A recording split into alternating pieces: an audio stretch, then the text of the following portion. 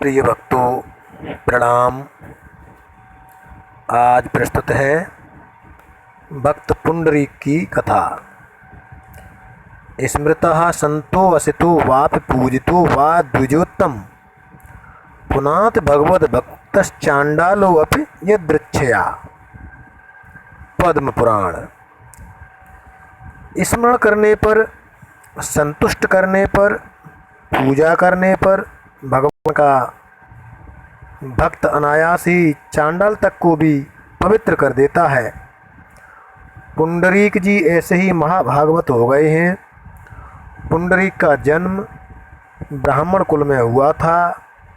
वे वेद शास्त्रों के ज्ञाता, तपस्वी, स्वाध्याय प्रेमी, इंद्रिय विजयी एवं क्षमाशील थे।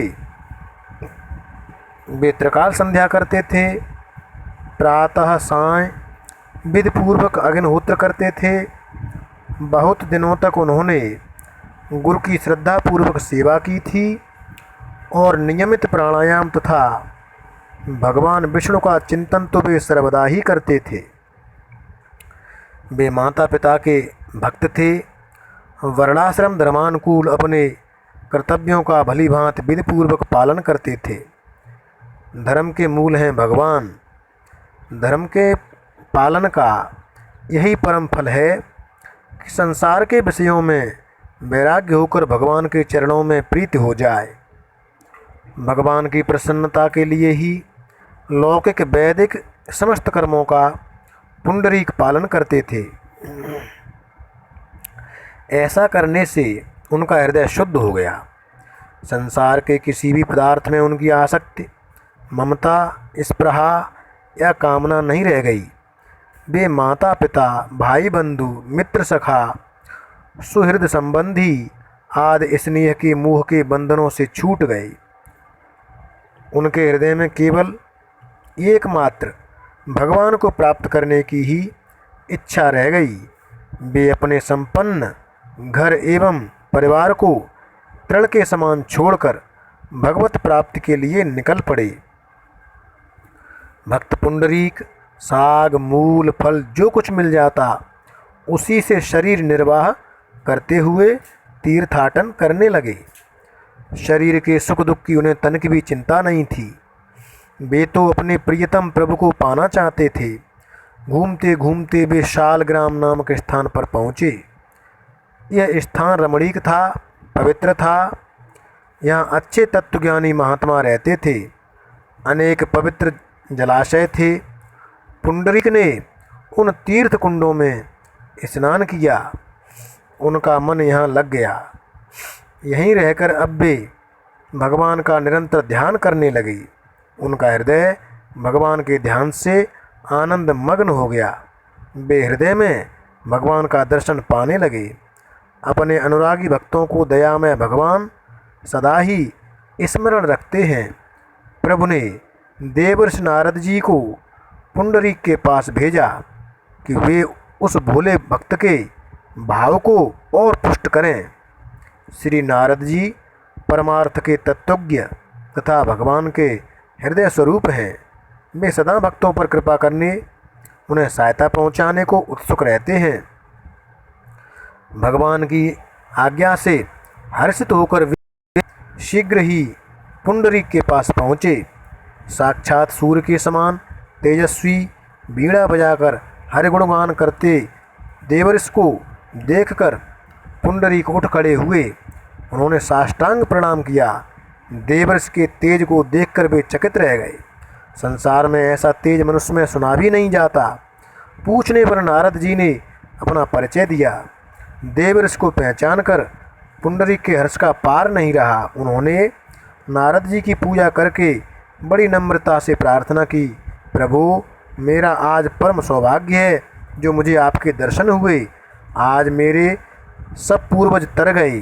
अब आप अपने इस दास पर कृपा करके ऐसा उपदेश करें जिससे इस संसार सागर में डूबते हुए इस अधम का उद्धार हो जाए।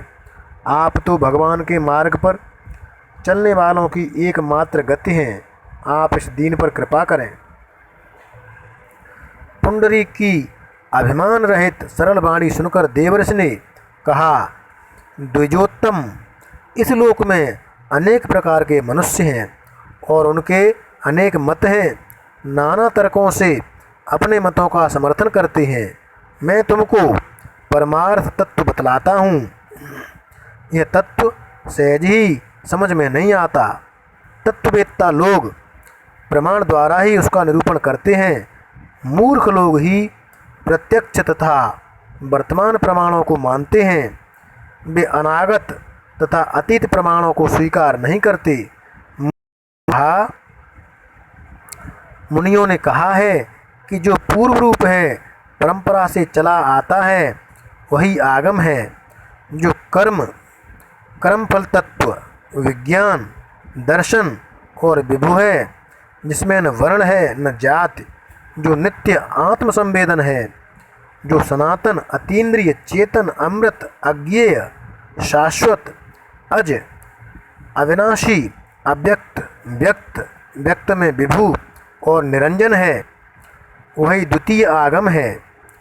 वही सचराचर जगत में व्यापक होने से विष्णु कहलाता है। उसी के अनंत नाम है। परमार्थ से विमुख लोग उस योगियों के परम आराध्य तत्व को नहीं जान सकते। यह हमारा मत है। यह केवल अभिमान ही है। ज्ञान तो शाश्वत है और सनातन है। वो परंपरा से ही चला आ रहा है। भारतीय महापुरुष सदा इतिहास के रूप में इसी से ज्ञान का वर्णन करते हैं कि उसमें अपने अभिमान की क्षुद्रता न आ जाए। देवर्षि नारद ने कहा कि मैंने एक बार सृष्टिकर्ता अपने पिता ब्रह्मा जी से पूछा था। उस समय परमार्थ तत्व के विषय में ब्रह्मा जी ने कहा, भगवान नारायण ही समस्त प्राणियों के आत्मा हैं। वे ही प्रभु जगदाधार हैं। वे ही सनातन परमात्मा 25 तत्वों के रूप में प्रकाशित हो रहे हैं। जगत की सृष्टि, रक्षा तथा प्रलय नारायण से ही होता है। विश्व, प्राज्ञ, ये त्रिविध आत्मा नारायण ही हैं। वे ही सबके अधीश्वर एकमात्र सनातन देव हैं। योगीगण ज्ञान तथा योग के द्वारा उन्हीं जगन्नाथ का साक्षात्कार करते हैं जिनका चित्त नारायण में लगा है, जिनके प्राण नारायण को अर्पित हैं, जो केवल नारायण के ही परायण हैं। वे नारायण की कृपा और शक्ति से जगत में दूर और समीप, भूत, वर्तमान और भविष्य, स्थूल और सूक्ष्म सबको देखते हैं। उनसे कुछ अज्ञात नहीं रहता। ब्रह्मा जी ने देवताओं से एक दिन कहा था, धर्म नारायण के आश्रित है। सब सनातन लोक, यज्ञ, शास्त्र, वेद, वेदांग तथा और भी जो कुछ है, सब नारायण के ही आधार पर है। वे अव्यक्त पुरुष नारायण ही पृथ्वी आदि पंचभूत रूप हैं। यह समस्त जगत विष्णुमय है। पापी मनुष्य इस तत्व को नहीं जानता। जिनका चित्त उन विश्वेश्वर में लगा है, जिनका जीवन श्री हरि को अर्पित है, ऐसे परमार्थ ज्ञाता ही उन परम पुरुष को जानते हैं। नारायण ही सब भूत रूप हैं। वे ही सब में व्याप्त हैं। वे ही सबका पालन करते हैं।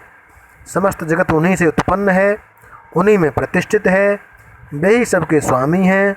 सृष्टि के लिए वे ही ब्रह्मा, पालन के लिए विष्णु और संहार के लिए रुद्र रूप धारण किए हैं। वे ही लोकपाल हैं। वे परात्पर पुरुष ही सर्वाधार, निष्कल, सकल, अड़ और महान हैं। सबको उन्हीं के शरण होना चाहिए। देवर्षि ने कहा, ब्रह्मा जी ने ऐसा कहा था, अतः द्विजश्रेष्ठ, तुम भी उन्हीं श्री हरि की शरण ले लो। उन नारायण को छोड़कर भक्तों के अभीष्ट को पूरा करने वाला और कोई नहीं है। वे ही पुरुषोत्तम सबके पिता माता हैं। वे ही लोकेश, देवदेव, जगतपति हैं। अग्निहोत्र, तप, अध्ययन आदि सभी सत्कर्मों से नित्य निरंतर सावधानी के साथ एकमात्र उन्हें ही संतुष्ट करना चाहिए। तुम उन पुरुषोत्तम की शरण लो। उनकी शरण होने पर न तो मंत्रों की आवश्यकता है, न व्रतों का ही प्रयोजन है। एक नारायण मंत्र ओम नमो नारायण ही सब मनोरथों को पूरा करने वाला है। भगवान की आराधना में किसी बाहरी वेश की आवश्यकता नहीं। कपड़े पहने हों या दिगंबर हो, जटाधारी हो या मूंड मुड़ाए हो, त्यागी हो या गृहस्थ हो, सभी भगवान की भक्ति कर सकते हैं। चिन्ह या वेद का कारण नहीं है। जो लोग पहले निर्दय, पापी, दुष्टात्मा और कुकर्मरत हैं या कुकर्मरत रहे हैं, वे भी नारायण परायण होने पर परम धाम को प्राप्त हो जाते हैं। भगवान के परम भक्त पाप के कीचड़ में कभी लिप्त नहीं होते। अहिंसा से चित्त को जीतकर वे भगवत भक्त तीनों लोकों को पवित्र करते हैं। प्राचीन काल में अनेक लोग प्रेम से भगवान का भजन करके उन्हें प्राप्त कर चुके हैं।